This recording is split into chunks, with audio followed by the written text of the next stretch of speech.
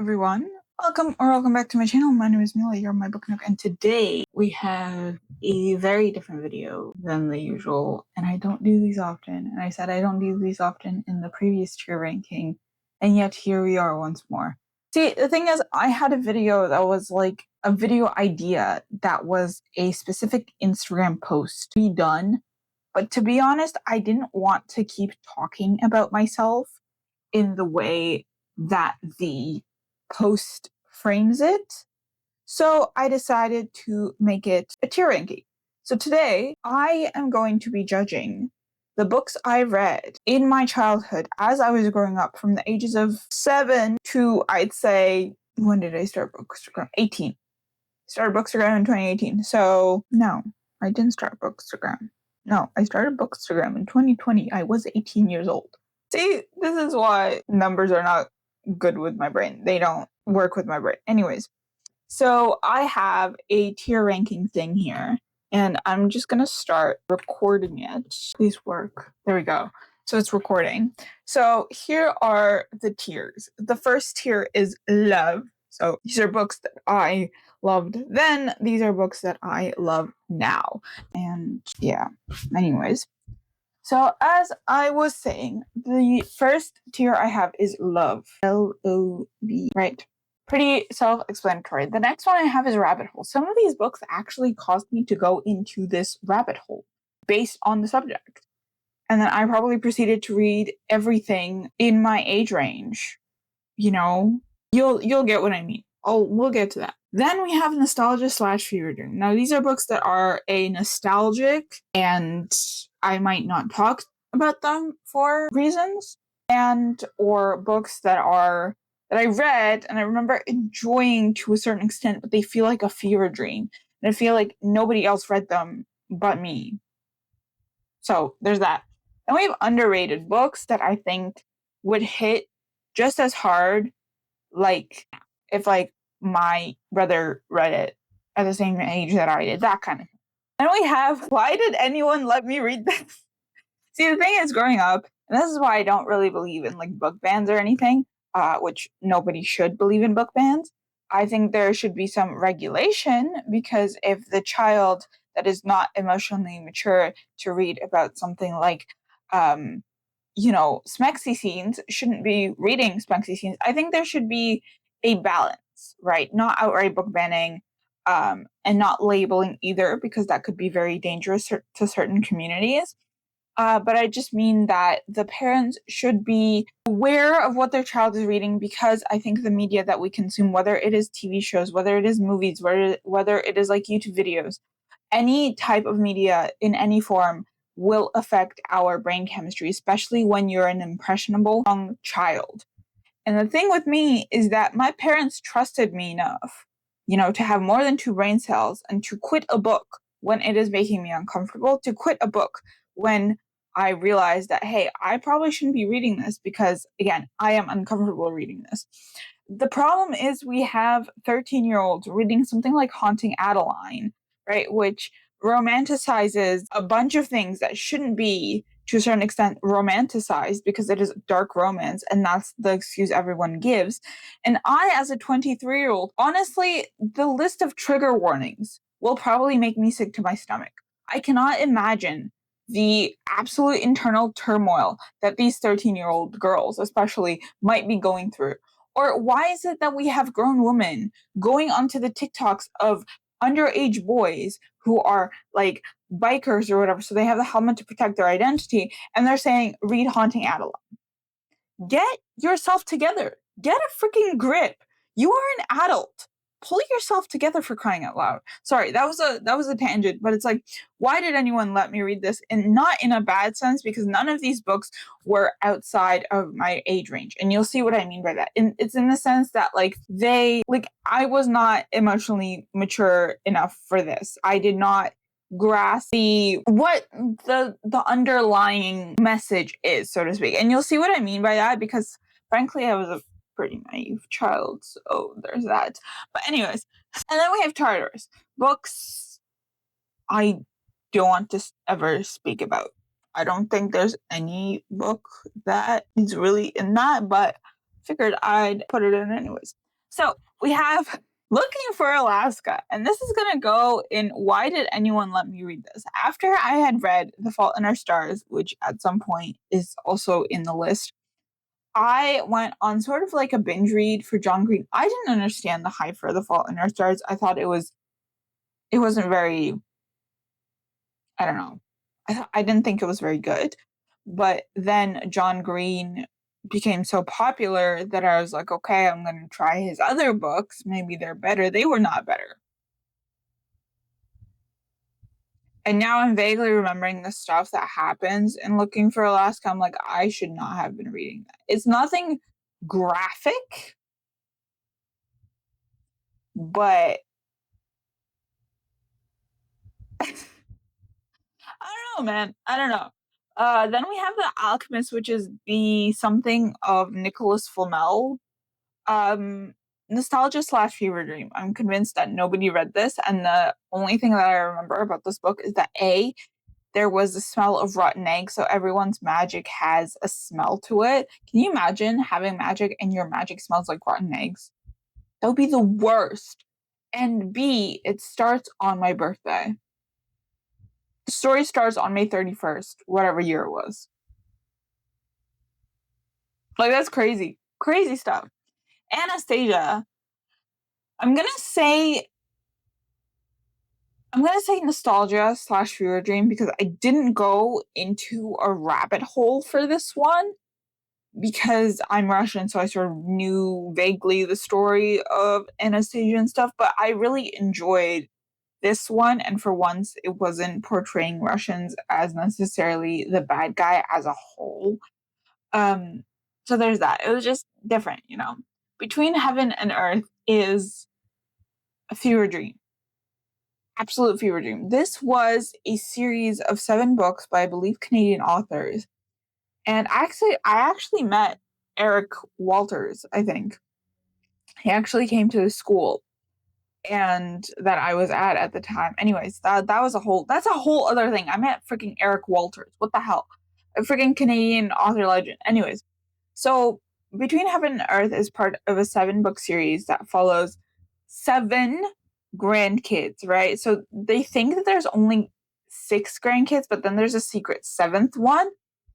And so basically, their granddad dies, and at the reading of the will, turns out they all have specific tasks um, to complete upon like with the fact that he died, right? And their grandfather was pretty influential, I think. Oh, you know what else I forgot? I forgot 39 clues, but that's a whole other thing, anyways. And so Between Heaven and Earth is one of the grandkids goes to and has to climb Mount Kilimanjaro to spread his grandfather's ashes. And that was like the first exposure I had of sort of beyond, I guess, my country and then like Canadian and UK sort of settings because this is set in, I believe, is Mount Kilimanjaro in Nepal?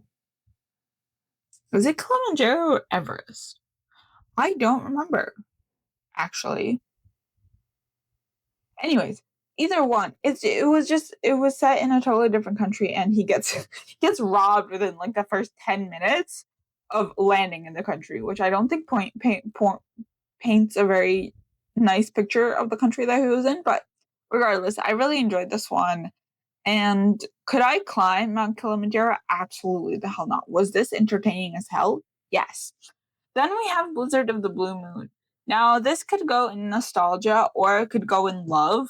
And I'm going to put this in love because this was actually the first book I remember reading by myself.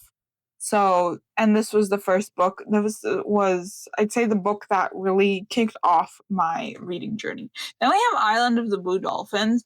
I probably should have had a category being like, I never finished this, but it left such a profound impact on me for some reason. But this is Island of the Blue Dolphin. It is a classic. Basically, this one girl and her brother are supposed to leave the island, and her brother misses the boat, so she actually comes back. She goes back for him, or something similar. And I never ended up finishing it because I had a gut feeling something was going to go wrong. And oh boy, something did go wrong. So I never finished it. And will I ever finish it? Absolutely. No, I will not finish it, like, ever, because I don't want to be traumatized. So I'm not, like, ever finishing it. Excuse me. So now we have Cinder, and I'm gonna say that is a nostalgia slash fever dream, more on the nostalgia side, because I remember really enjoying these books. And the funniest thing is, I read through the first 3 books, and then Winter had come out, and that was the only book I actually owned, because the other 3 I read, I think, either via the library or via ebooks. So it was funny because, I don't know, it was funny just having only the 4th book in the series, and then I never ended up buying the other copies.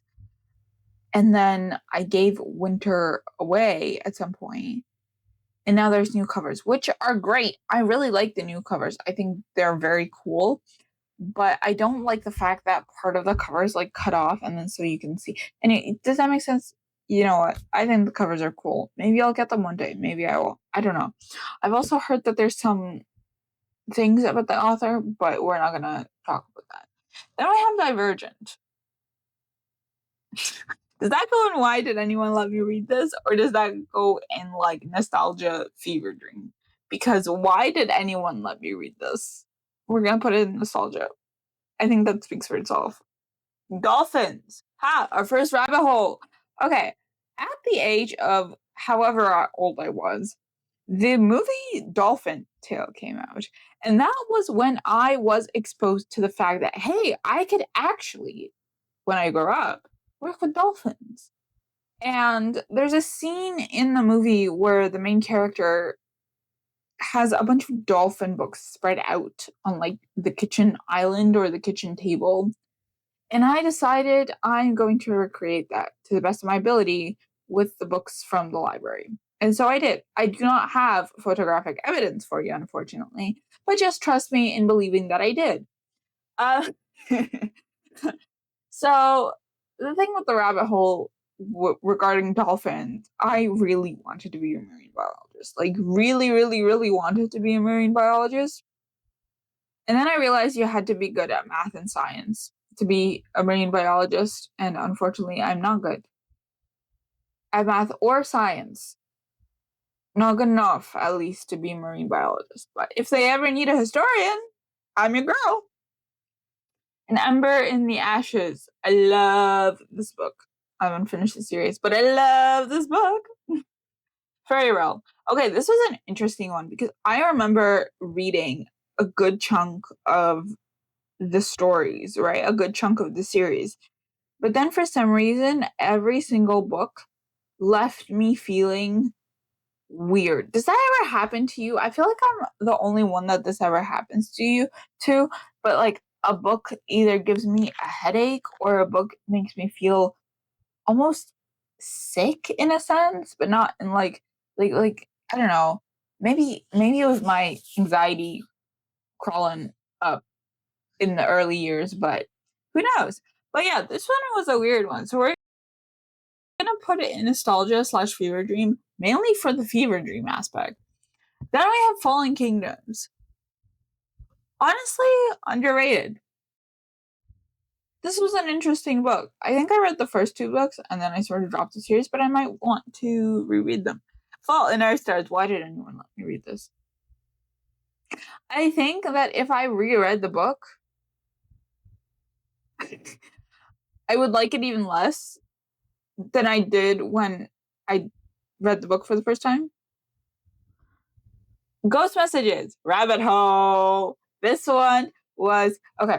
So this book was part of I believe it was Silver Birch, if I remember correctly, which is a program in Canada that, like, kids in grade 4 to 6 participate to. Specifically, Silver Birch is grade 4 to 6. And so there's 10 books that are picked in the fiction category and the nonfiction category, and you have to read them. And then in like May, there's a huge like festival of literacy in Toronto, usually like at the Harbourfront.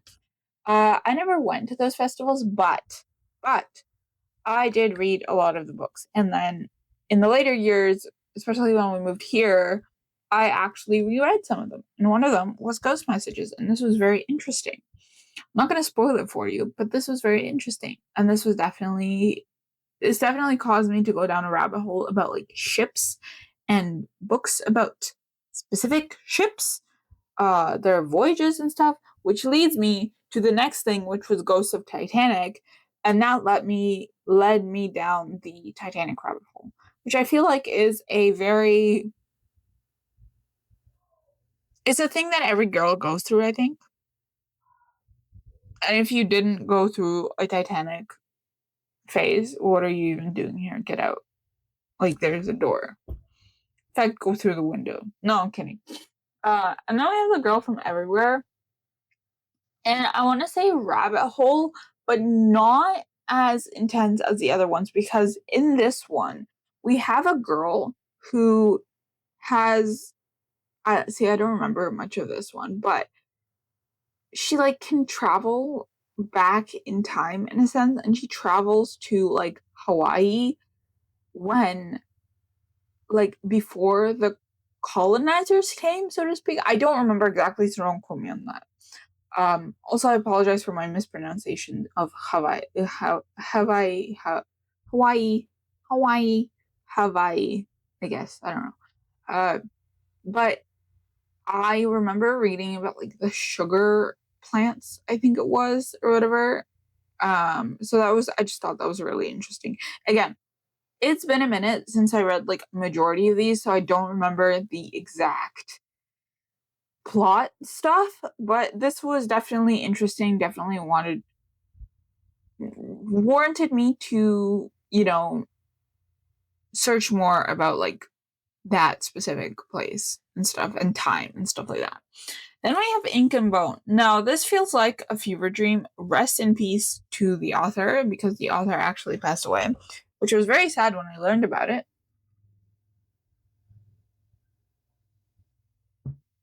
But if anyone wants a reading vlog of me reading this series, I'm probably crashing out. Please let me know, because this was interesting. This was if like the Library of Alexandria didn't burn down. Yeah, that's literally all I can tell you. Ink Me.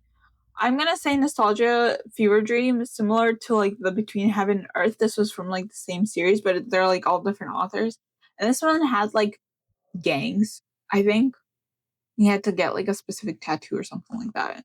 Which is like, why would you make your grandson do that? What if he doesn't want a tattoo?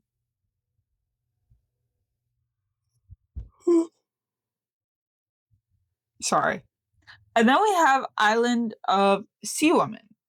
So Island of Sea Woman led me down a rabbit hole of Korean history. And I think around the time that I read this, I was actually really into K-pop. So this led me further down into Korean history. And I'll talk about the other Korean book on here. But this was really interesting because the Sea Women are from Jeju Island. And they're basically the fisher women. Like, they go into the water and they hunt for the food. I'm not sure if that's done now. I imagine it might be in some regions of Jeju Island, but I imagine a lot of it is already like very modernized to the point where they don't need to go into the water to do this. They probably have the tools to do this. But it was a very, very interesting book to read and a very, very interesting historical lens. Then we have If We Were Villains. I love this book. What can I say? La Jeune Fille et la Nuit. This is the only French book I have, and this rewired my brain chemistry so much that it feels like a fever dream. Like, this was a crazy book. Long Walk to Water. I should have had like altered my brain chemistry or something like that. How do I even categorize this? Okay, we're gonna say fever dream. This was a book about I think it's set in Sudan, if I'm not mistaken. And basically, we follow this one character who has to flee because of the violence. And obviously, it's in Africa, which is known to be very doesn't have a lot of like water sources, and it is a very long walk to water. And then we have like a second POV. And yeah, it was a really interesting book. We read this in like grade 6 and just kind of stuck in my head for some reason, because I think, you just, when you live in Canada, even when you live in a country like mine, right, Tajikistan, which is notably a third world country, it's, global south, etc., etc., you go to the sink and get water. Like there you have access to drinkable water, more or less. Even if you're in the mountains, you have to walk to like the well, or like the river. But like, as far as, the troubles that the people in Africa go to,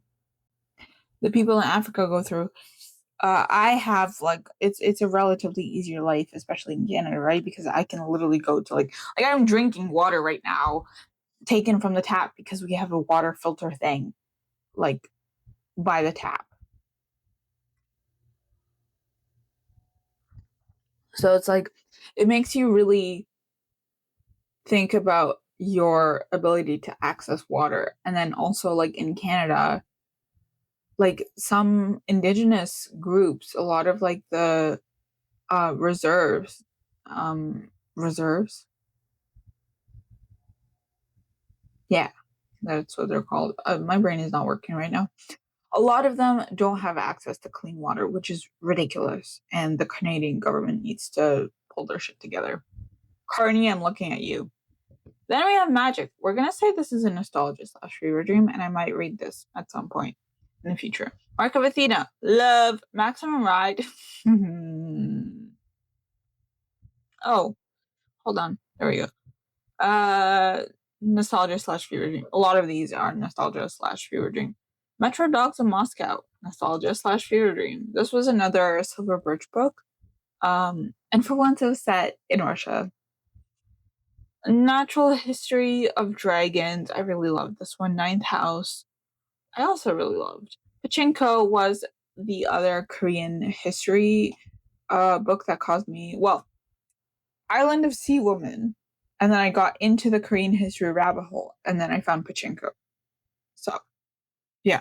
Paper Towns. Why did anyone let me read this? This was so boring. Oh my god, it was so boring. So boring. I do enjoy the video essays about this book, though. Those slap. Those are much better than what John Green wrote.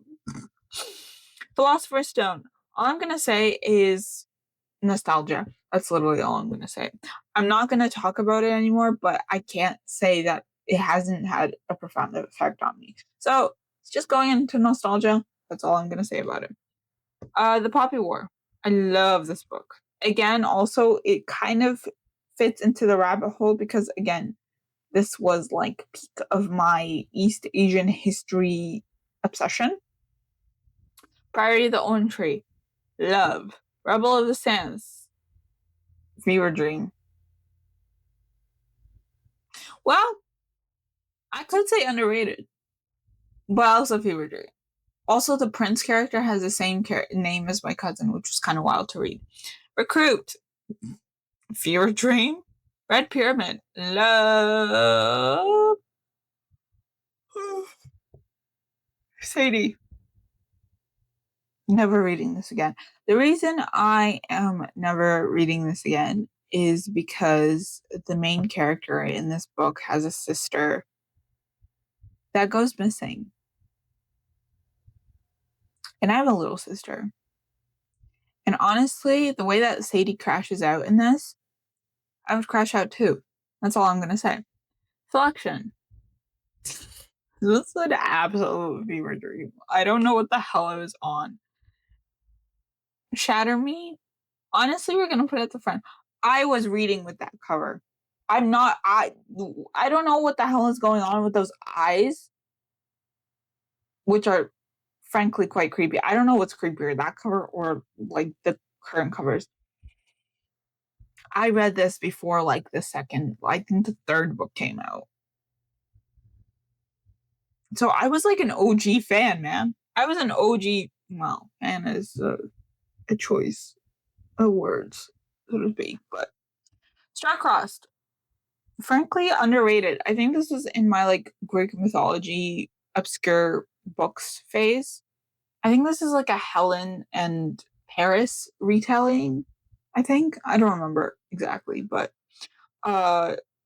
Greek mythology book talk would eat it up. Hunger Games, love. Titanic, specifically like the first book by Gordon Corman, Rabbit Hole. Then we have The Lightning Thief, love. The Maze Runner, love. Twilight. Okay, I have a really funny story about this. Basically, in grade 7, I was the biggest Harry Potter fan, right? And so I was very defensive of Harry Potter. And this was before, you know, it was revealed to us that, you know, the author is, you know, everything that she is. So I loved Harry Potter to like bits and pieces, and I'd reread it all the time and everything. And one of my grade 7 teachers, because I was in French extended, so I had French in the morning, English in the afternoon. One of my French teachers, well, the French teacher, said that she thinks Twilight is better than Harry Potter. So I read it. I read Twilight out of spite. 7th grader me, I was like, what, 12? Read Twilight out of spite. Did I enjoy it? No. I should probably also put this like at the bottom. There we go.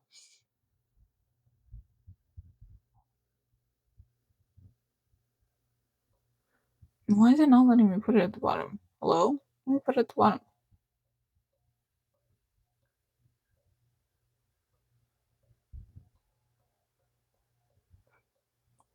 Sorry, hold on a second.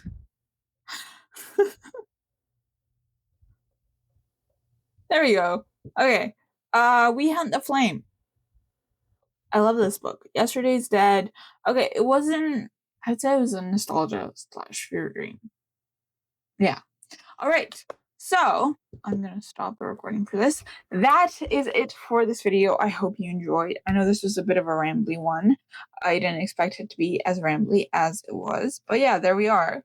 I hope you enjoy. And I will do the usual thing. Subscribe, like, comment, all that stuff. Follow me on all my socials. And I will see you in the next one. Happy reading.